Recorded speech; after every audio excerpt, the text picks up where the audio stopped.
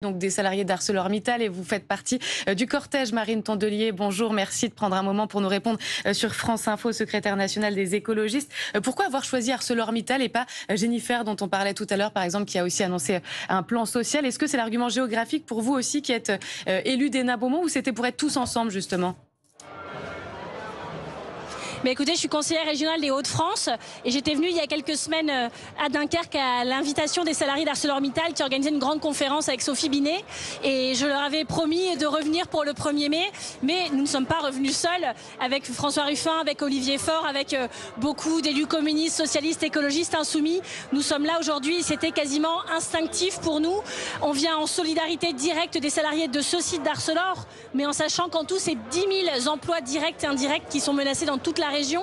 Et puis c'est notre souveraineté industrielle qui se joue ici, parce que si nos derniers hauts fourneaux de France et même d'Europe disparaissent, alors ça veut dire quoi? Comment on va faire fonctionner notre industrie? Comment on va faire fonctionner nos constructions? Comment on va faire fonctionner notre défense sans acier?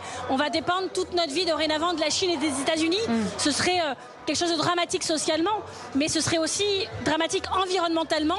Et en termes de souveraineté industrielle, de géopolitique, ce serait une catastrophe. Donc il faut se battre tout de suite et c'est le sens de notre venue aujourd'hui. En tout cas, cette photo de famille, elle est belle. Elle est ce que demande le peuple de gauche aussi, de vous voir tous réunis et tous côte à côte. Il manque quand même deux grands absents, Jean-Luc Mélenchon et Fabien Roussel. Est-ce que vous le regrettez? Écoutez, il y a des représentants de tous les partis politiques. Après, ce pays est grand et il y avait plein d'autres occasions de manifester. Je sais que Fabien Roussel, que j'ai eu hier, lui est près de Valenciennes sur un autre site qui est menacé de fermeture. Voilà, c'est le 1er mai. Il y a de quoi manifester partout dans ce pays, mais je suis très heureuse que tous les partis aient pu être ici à Dunkerque ensemble. Parce que vous savez, moi, il ne se passe pas une seule journée sans qu'on m'arrête dans la rue pour me dire, Mme Tondelier, vous, on compte sur vous, ne lâchez pas et tenez au fait que tout le monde travaille ensemble. Moi, je ne crois pas dans les gauches irréconciliables. Et si certains chefs de parti pensent être irréconciliables, sachez que nos électeurs, eux, ne le sont pas. Et je continuerai à le répéter autant qu'il le faudra. Les écologistes tiendront la promesse de cet été. Et ce que j'ai envie de dire aux autres, c'est « et vous ?» Alors justement, ceux qui sont présents, est-ce que ça préfigure une alliance pour 2027 ?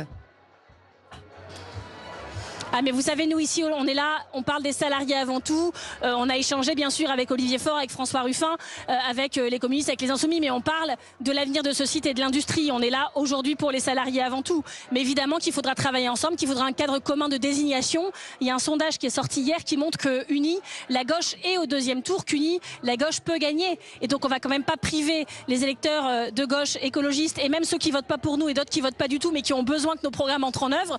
On va pas les priver de politique plus juste parce qu'on n'est pas capable de se mettre d'accord. Et ce que je vous dis là, ça tient pour 2027, mais ça tient aussi pour 2026.